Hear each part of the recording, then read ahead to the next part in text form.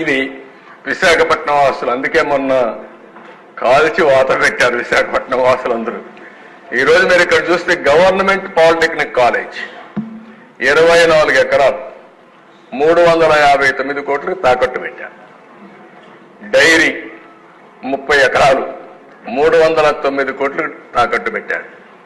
Government ITI college 17 ఎకరాలు 270 కోట్లకు తాకట్టు పెట్టాడు.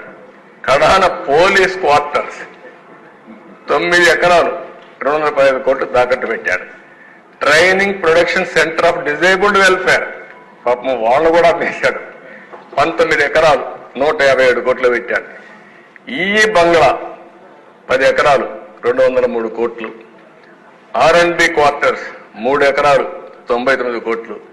కడాన రైతు బజారు కూడా వదిలిపెట్ల 4 ఎకరాలు ఉంటే 90 కోట్లకు తాకట్టు పెట్టాడు. సర్క్యూట్ హౌస్ మనం ఉండే అప్పుడప్పుడు పోయి ఉంటారు, దాన్ని కూడా 3 ఎకరాలు 40 కోట్లు పెట్టాడు. పీడబ్ల్యూ ఆఫీస్ 4 ఎకరాలు 79 కోట్లు. కడాన సెరికల్చర్ 6 ఎకరాలు 47 కోట్లు. తహసీల్దార్ ఆఫీస్ సీతంధార 1 ఎకరా 34 కోట్లు. ఇంకా మిగిలినవన్నీ వీళ్ళు కబ్జా చేశారు, ఇవన్నీ తాకట్టు పెట్టారు.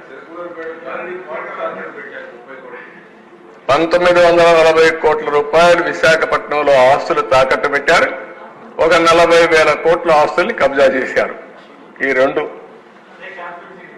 అదే క్యాపిటల్. సుందర అందమైన పేరు. నెక్స్ట్